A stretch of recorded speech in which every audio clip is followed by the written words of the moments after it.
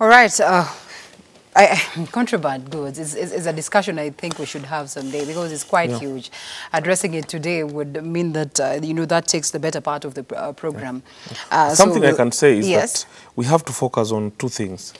The Kenya-Somali border has been permanently closed for a long time, but it's a porous border. There's so much coming through Somalia to Garissa and coming into the country. That's where we're getting a lot of contraband goods. The other place that needs to be focused on is the Eldoret airport. I read a story yesterday where they were saying that people need to go and pick their sex toys and all those things from the airport. And cargo planes all of a sudden stopped landing in Nairobi. They're landing in Eldoret. And that's where the goods are coming in. And of course, they're messing up with the market. So it's something that the government has to look at. It's pretty hard to control that because then again, these goods are coming in and are a little bit affordable for the common wananchi. So how best can you balance that when, it's working in favor of the common wananchi? No, we must have anti-dumping rules and they must be very strong because when we become a country where things are dumped, we'll never improve on our quality as a nation. And then again, for us to be able to achieve economic growth, we must be able to promote local industries.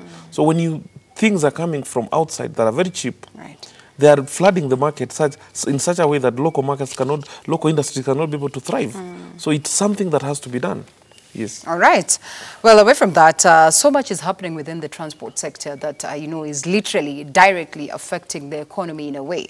And, of course, the latest, like I have highlighted, is a story that has been highlighted on all the newspapers as to the 2.4 billion jet fuel missing as oil farms blame it on KPC. That is highlighted on the Daily Business Daily. And the Daily Nation says, where did 51 million liters of jet fuel go to? I mean, this depends after fuel worth 5 billion disappears from the stocks, triggering crisis at Moi and JKIA. So these are different figures, 5 billion and 2.5 billion. So that is something that needs to be clarified. But then again, by and large, what does this, portray generally about the transport sector more so? It actually points at what has been happening in the Ministry of Energy. And these stories, we take them back to corruption. The parastatals within the Ministry of Energy have actually been leading in terms of corruption. Kenya Pipeline, National Oil, which actually has several scandals currently, Kentraco, Geothermal, Kenya Power, and all of them, they have been leading in corruption. And people all of a sudden discovered that this is an area that we can be able to easily steal through dubious contracts and people holding fuel and all those things. So I'm happy that these things are coming out. And people are realizing that actually we've lost so much through the Ministry of Energy. What always surprises me is that we've never had someone pushing for the CS Energy to Charles Keter to actually take responsibility of the things that have been happening in the ministry. We've seen the MD of Kenya Pipeline resigned, Joe Sang. We know what happened with the MD of Kenya Power and all the line managers. And we know there's a lot of push for the MD of National Oil, Mary Ann, to also leave because of the kind of losses that we've experienced and corruption scandals. So all these things point at a cartel that notices that this is where the money is. We can easily steal and nobody will notice us. And they have actually massively stolen. So now that they have come out in public, we want the DPP again to be able to actively investigate so that we know what actually happened. We cannot be having fuel shortages and yet people run away with our fuel. We cannot be having high prices in fuel, which we've been crying about every 14th. And we expect today ERC to come out with new prices. We don't know whether they'll go up or down. But the fact remains is that our prices do not match what is in the world in terms of fuel prices. And it actually points to what has been happening in the ministry. So the CS has to take responsibility of all these scandals because they actually took place while he was the CS. The CS, all right. This pinch is sort of felt when it trickles down to the level of transport. Yes. And I think that's why I have been so much focused on the question of transport, because when, we have issues with the fuel, then it trickles down to the common wananchi and we feel the pinch. And the other day, upon the controversial, of course, bill that was lifted, was there the other day, and, was standing at 12%, then was reduced to 8%. when it was at 12%, that short period, you saw the fares hiking, you know, drastically. And then, of course, the reduction did not make any changes on the fares. Up until today, what was hiked at that particular time is what people are paying on ground. And this has pushed the Transport Ministry and, you know, the CS to go out there and say that probably we need to have a shift. We need to have some amendments on the traffic laws, the NTSA laws, you know, seeking to ensure that the fares are controlled and charged by the public, charged by public transporters are controlled by the ministry itself. What is your make of this, and how realistic can it be? The common Mwananchi will say this is the best thing that can ever happen, but how realistic can it be? No, it is a very good pro-poor policy, because it will, of course, augur well with me and you, yes, because we use matatus. But let's be honest. The CS Transport is Mr. Macharia. Mr. Macharia is the same person who went to Thika Road, got some paint and drew a red line and said it's BRT. BRT, yeah. 7 months later, there is no BRT. I thought the buses were in the country. What happened? Exactly. So the biggest problem we've had with these ministries is that they're not doing research. Right. So that they can be able to understand what is the problem. So what is the problem with the matatu industry? Is it actually fares? Yeah. I doubt. I don't think so. The issue goes beyond fares. It goes to how matatus people treat people, the kind of chaos that is in the matatu industry, right, our poor roads, the cost of repair of those vehicles and maintenance, all those things. These are the kind of statistics that the ministry should come with, tell us these are the figures, this is what we want to do. But emotionally waking up one morning and saying, we want to actually amend the Traffic Act and the NTSA Act so that we can cap the fares, it does not augur well in a liberal industry like we are in Kenya. Yeah. We want our prices to be, of course, managed by demand and supply.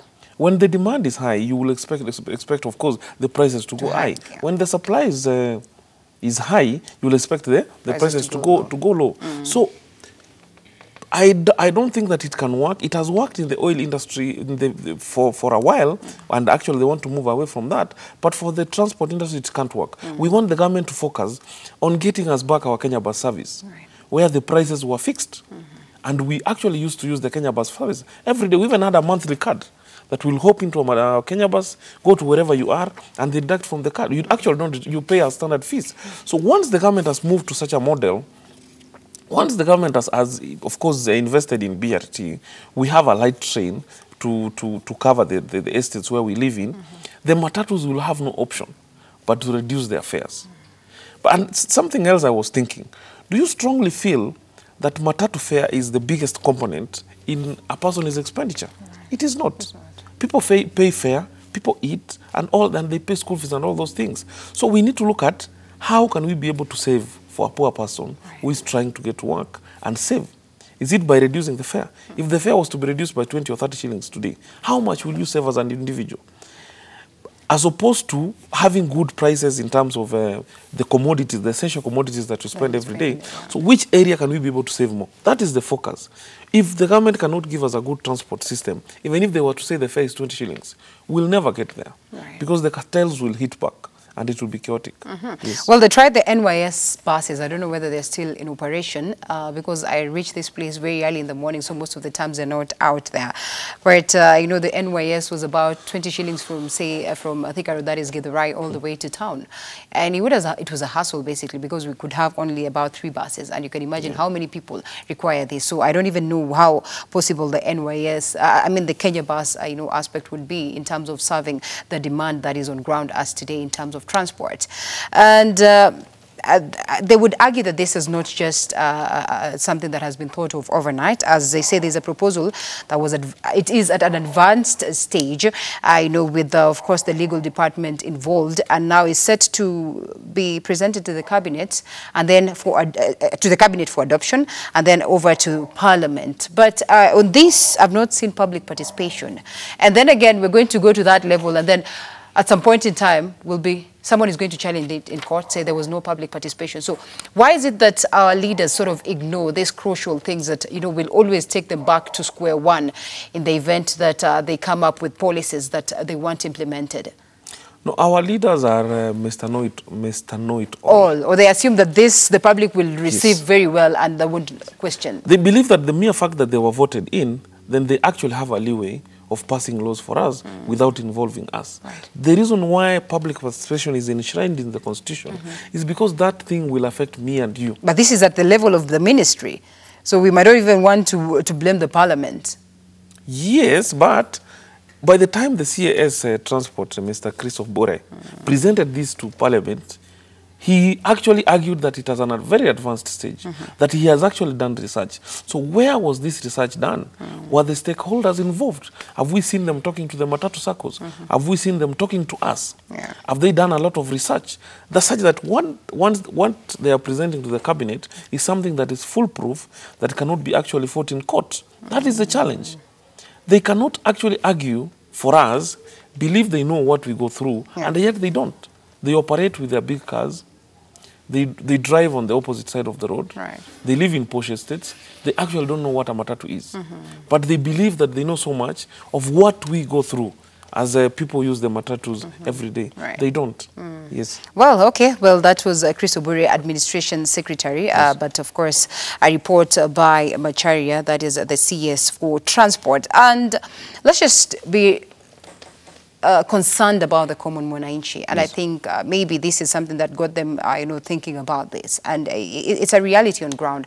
I started by saying that, the common mwananchi literally has felt the pinch. I will tell you this. Sometimes when I use public transport, I feel the pinch, because where I was paying about 40 shillings today, I am paying 60 shillings. That was because it was raised at some point in time, and then this happened, and nothing has changed up until today. Don't you think it is logic that we have someone who has a say to come in and intervene on behalf of us? Because it's pretty hard for the common mwananchi to go ahead and say that, what, you people in the transport sector are taking advantage of us, which is not good. So somehow that little change that can happen would be of essence or of importance to us.